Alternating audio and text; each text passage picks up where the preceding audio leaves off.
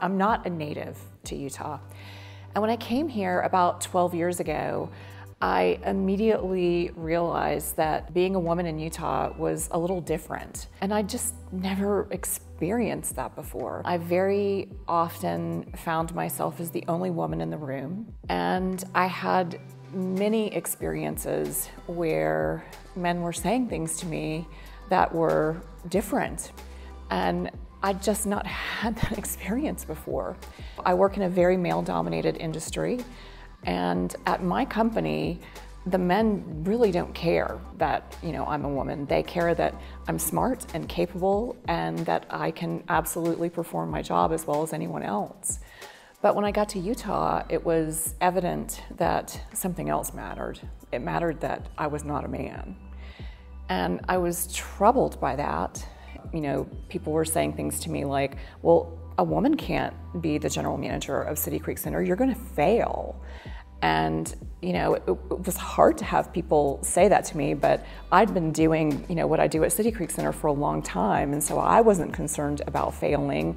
I felt sorry for people that thought I was going to fail because I was a woman, but I wasn't worried about failing. My company wasn't worried about me failing. And so we knew it was all going to be fine. But I met Pat Jones, and I learned that she was starting the Women's Leadership Institute.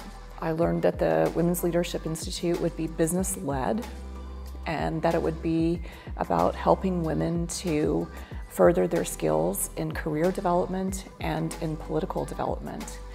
And I knew it was the organization for me because those were the things that I wanted to do. And I also learned that the Women's Leadership Institute would see men as allies.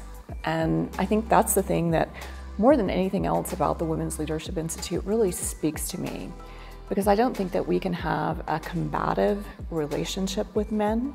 I think we have to see men as our allies and help them understand that we are their equals and that we can do everything that men can do, or we're never going to be successful. It means the most to me when I'm the only woman in the room, I think.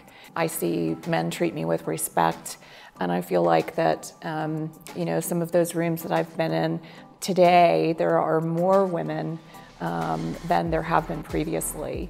And I feel like hopefully that's a sign that men have recognized that there's not going to be any harm done by having more women there, that they've realized there's value to diversity of thought and to having different ideas, different types of thought and decision making, and that they realize there's real value to having women in the room.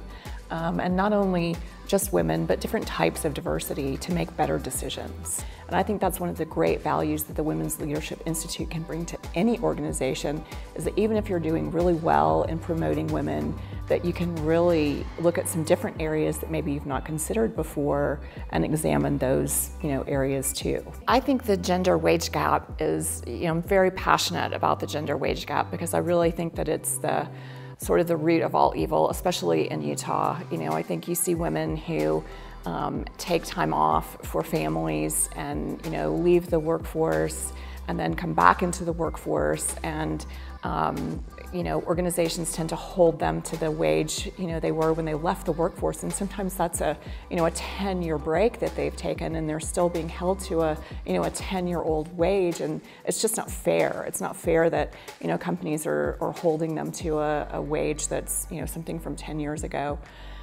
So women are almost punished for having taken time off. So I've seen real progress in the way that companies are considering the gender wage gap because of materials that the Women's Leadership Institute has put out into the market, and because of the dialogue that the Women's Leadership Institute has opened up about the gender wage gap. And I think it's gone from being something that some people didn't believe existed. I mean, there were some prominent people in our community who were saying, the gender wage gap is not real, it doesn't exist.